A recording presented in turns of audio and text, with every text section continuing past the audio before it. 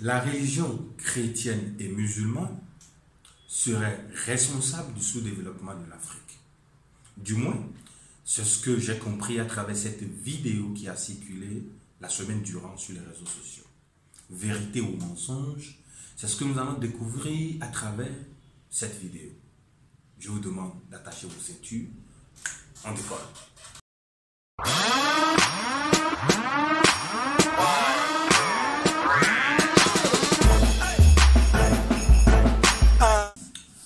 Bienvenue. Dans cet élément que je vous invite à suivre, nous allons essayer de savoir si la liberté d'expression ou la liberté de religion peut être source de sous-développement. Et ensuite, nous allons essayer de comprendre ce que la religion ou les religions dites importées ont apporté à l'Afrique. Et ensuite, nous allons nous demander à qui profite ce genre de message qui circule, à qui ou qui veut forcément faire passer les religions dites chrétiennes et musulmanes comme de mauvaises religions. Donc, je vous invite à suivre l'élément. La majorité des Africains sont aujourd'hui chrétiens et musulmans parce que les Européens chrétiens et les Arabes musulmans sont venus faire la guerre en Afrique et ont gagné. Si c'était la Chine qui avait fait et gagné la guerre en Afrique, la majorité des Africains seraient aujourd'hui bouddhistes et fiers de l'être. Accepter ces religions imposées est donc une preuve de soumission, d'acceptation de la défaite. Mais si les Africains avaient gagné la guerre, ou si personne n'avait attaqué le continent, la majorité des Africains pratiqueraient toujours leur religion ancestrale sans problème. Et l'Afrique serait sans aucun doute le continent les plus développés du monde.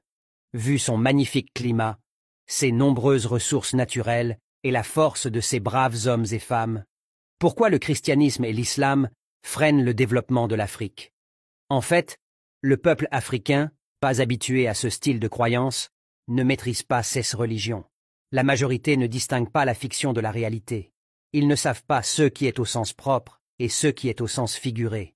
Alors que les Européens et les Arabes pratiquent ces religions sans problème avec une certaine organisation, ça va dans tous les sens en Afrique. La majorité des Africains sont très naïfs face à ces religions. De nos jours, l'Afrique est considérée comme le continent le plus religieux, au regard du pourcentage élevé de croyants. En fait, les élèves ont dépassé les enseignants. Voici la preuve de la naïveté de l'Afrique. 1. L'Afrique est le seul continent où on trouve plus d'églises et mosquées que d'écoles et d'entreprises. On est les seuls à penser que la religion est plus importante que l'éducation, l'emploi et le développement économique. 2. Ces lieux de prière sont 100 fois plus fréquentés que les bibliothèques, les laboratoires. On est les seuls à placer la croyance au-dessus du savoir et au-dessus de la science. 3. Les pasteurs et les imams sont de loin plus nombreux que les médecins. On est les seuls à faire passer la religion avant la santé. 4. Les Africains sont encore les seuls à faire passer la religion avant l'agriculture. 5. Quand les Arabes et les Européens ont un problème, ils trouvent une solution, et quand nous les Africains avons un problème, on laisse à Dieu. On est les seuls à abandonner nos problèmes à Dieu. 6. Presque tous les continents se protègent avec l'arme nucléaire et les Africains se protègent avec Jésus et Allah. Sommes-nous les seuls à faire confiance à ces dieux? Bref, en observant, en échangeant avec la population, on se rend rapidement compte que la religion passe avant tout sur le continent. Cette naïveté constitue le principal frein au développement de l'Afrique. Y a-t-il un exemple au monde d'un pays qui s'est développé non pas grâce à l'industrialisation, mais grâce à la religion et aux prières? Quel est le retard qu'un individu accumule durant toute sa vie de tout le temps passé à prier et non à se reposer et se cultiver? À quoi servira de penser comment l'Afrique va se développer avec des gens aliénés et bornés qui ne pensent qu'au paradis? Qui pense que le bonheur c'est au paradis romain juif ou arabo-musulman? Ça serait une perte de temps. C'est comme ne pas faire la vidange d'un véhicule et se plaindre de l'état du moteur.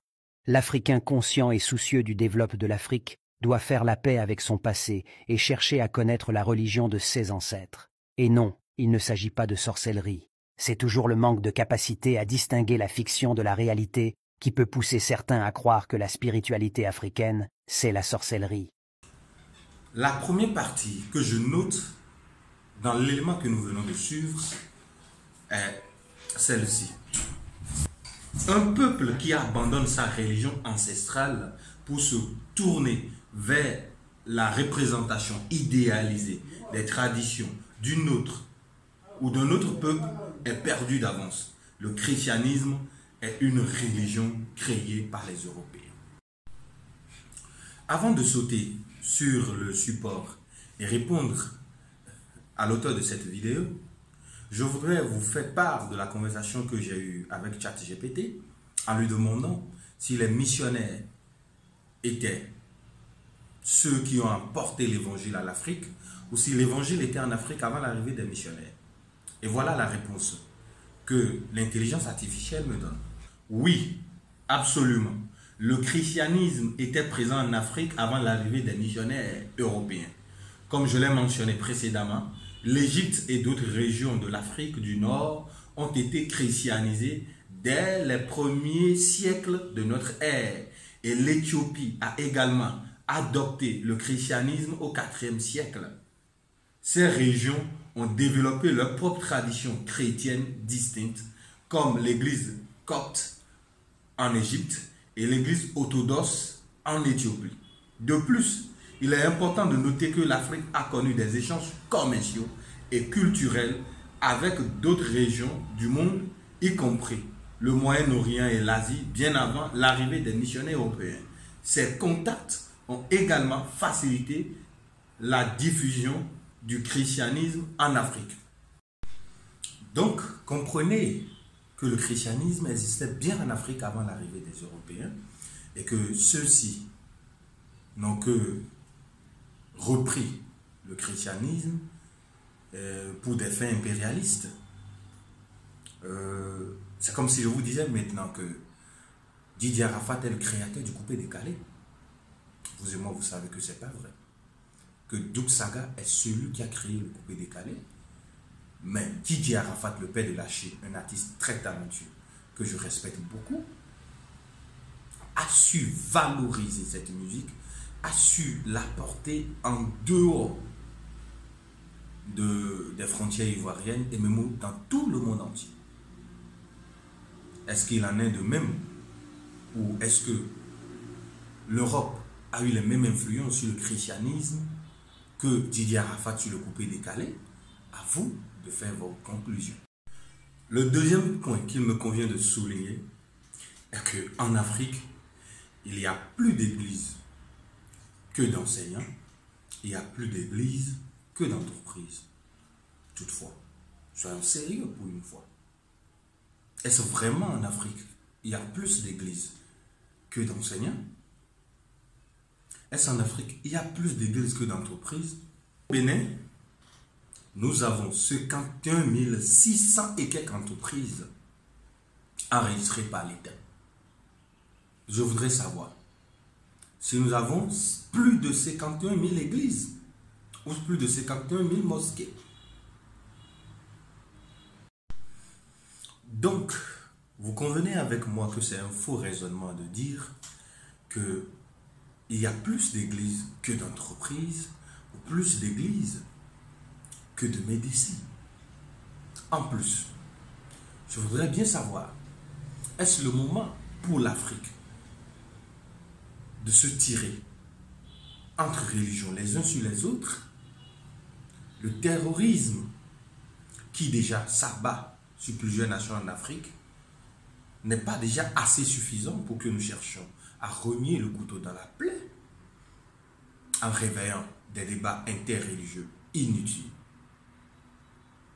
Pourquoi s'investiguer à détruire ce qui est, au lieu de privilégier actuellement ce qui doit être la paix entre les religions?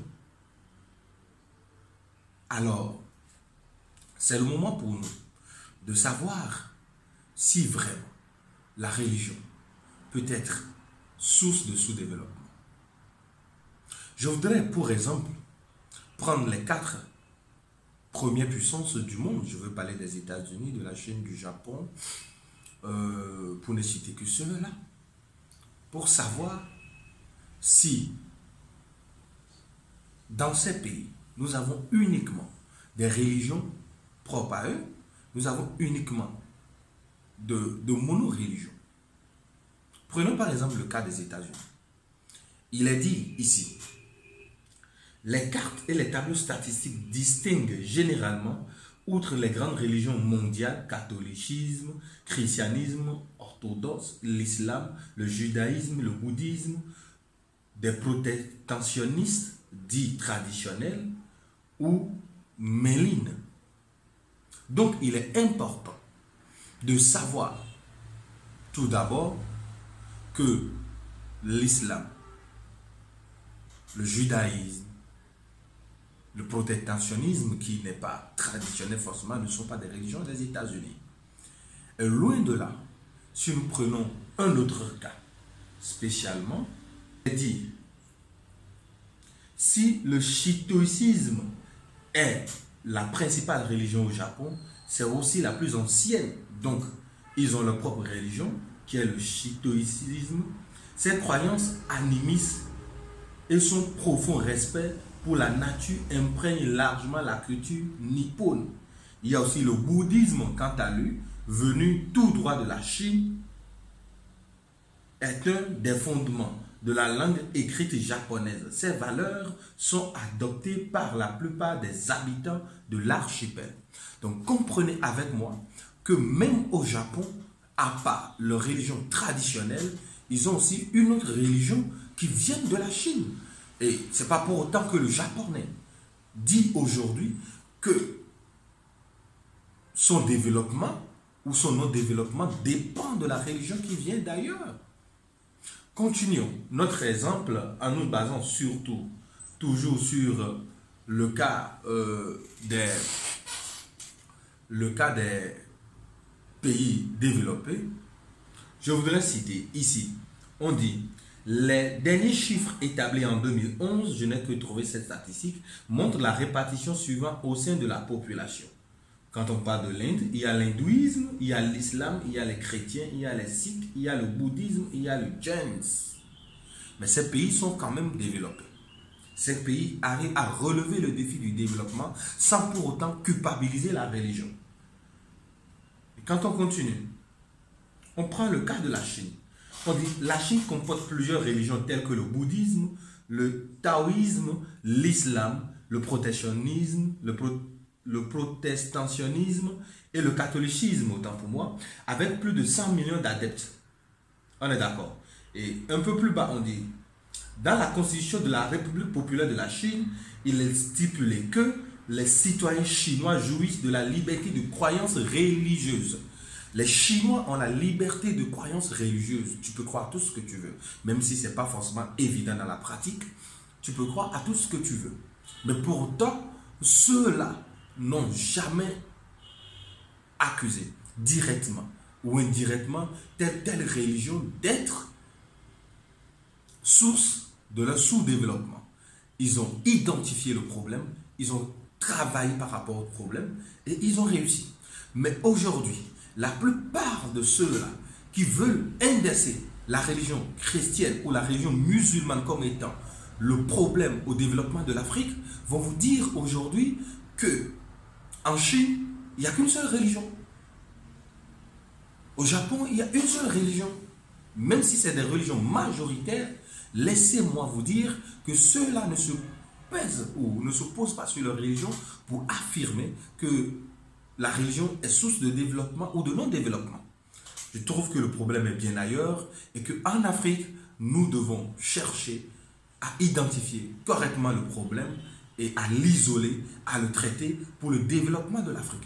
Je pense qu'aujourd'hui, tout Africain, de quelle origine que ce soit, peut apporter énormément pour le développement de l'Afrique. Que nous soyons chrétiens, musulmans ou que nous soyons animistes, nous devons travailler ensemble et nous sommes condamnés à travailler ensemble dans un débat interreligieux approprié et de paix pour le développement de notre continent.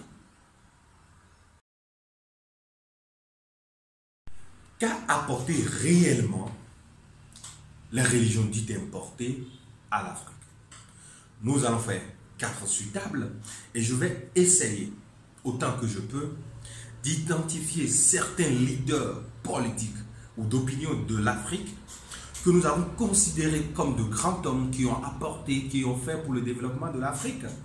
je vais essayer de les identifier et nous allons essayer de comprendre de quelle source ou de quelle religion viennent ceux-là, pour savoir si la religion chrétienne ne serait bonne ou ne serait bonne qu'à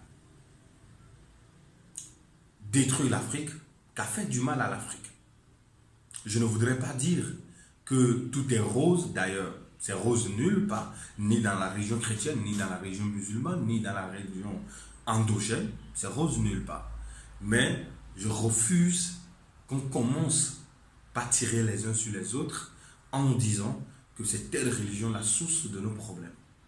Je prends le premier, Kwame Nkrumah. On dit que Kwame Nkrumah était élevé dans une famille chrétienne méthodiste. Il a été éduqué dans les écoles missionnaires chrétiennes pendant son enfance. Cependant, au fil du temps, Kwame a développé des idées et des convictions socialistes et panafricaines qui ont influencé sa vision politique et sa philosophie. Il a également été influencé par des penseurs comme Karl Marx et Vladimir Lénine. Donc, si nous comprenons, un enfant éduqué dans le christianisme peut apporter à l'Afrique, peut grandir et prendre d'ailleurs déjà des inspirations et mener des combats qui pourront profiter à l'Afrique. Les Africains ou les chrétiens africains, que les musulmans africains ne servent pas qu'à être bêtes, excusez-moi le mot, mais ils peuvent servir et ils ont servi énormément au développement de l'Afrique. Je m'en vais sur le deuxième, Sékou Touré.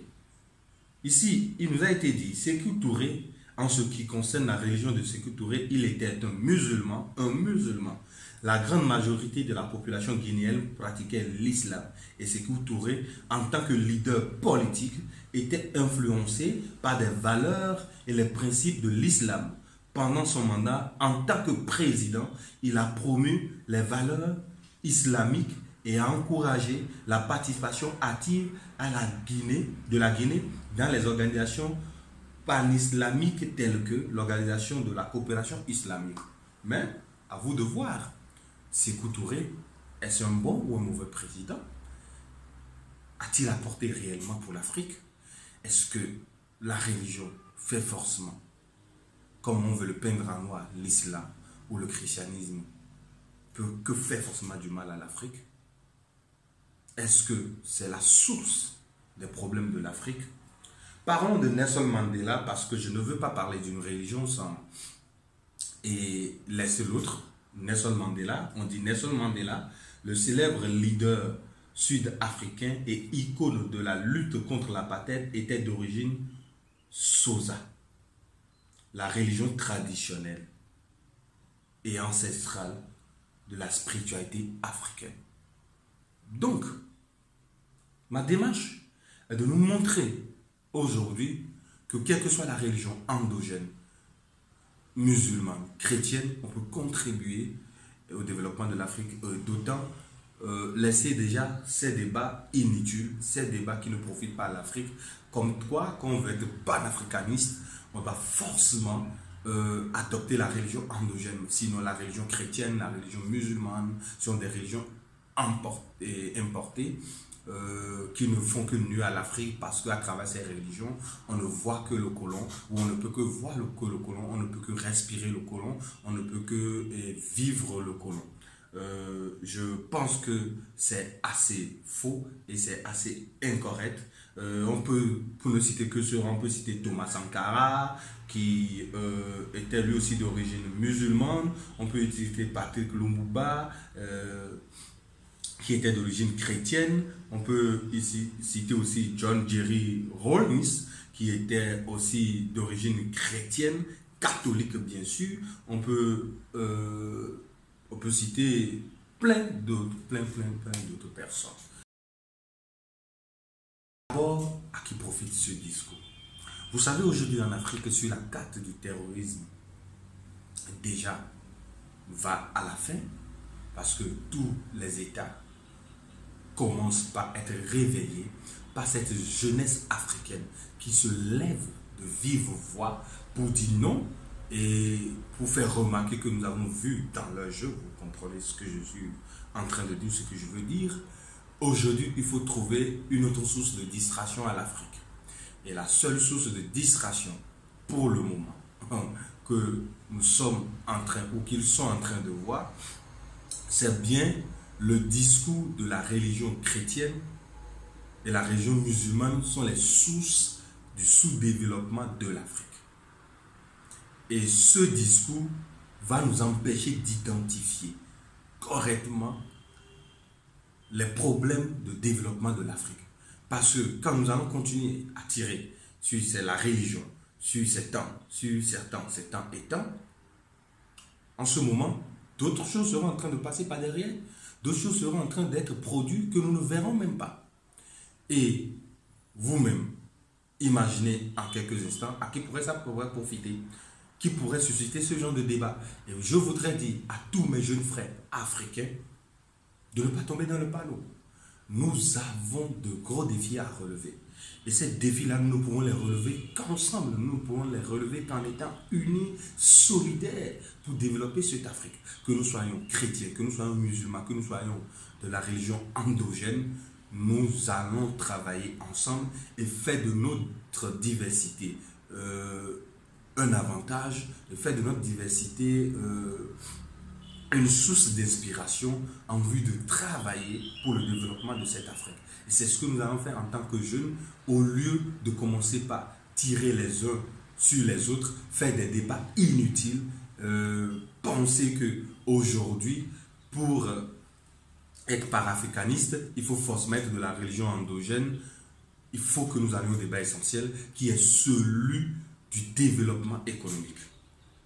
Le débat de la suppression du franc CFA, le débat de la gestion autonome de nos ressources en Afrique et également le débat de l'accaparation. On doit tout faire pour s'accaparer aujourd'hui en Afrique des secteurs vitaux de notre économie. Et cette jeunesse doit y veiller, doit y travailler.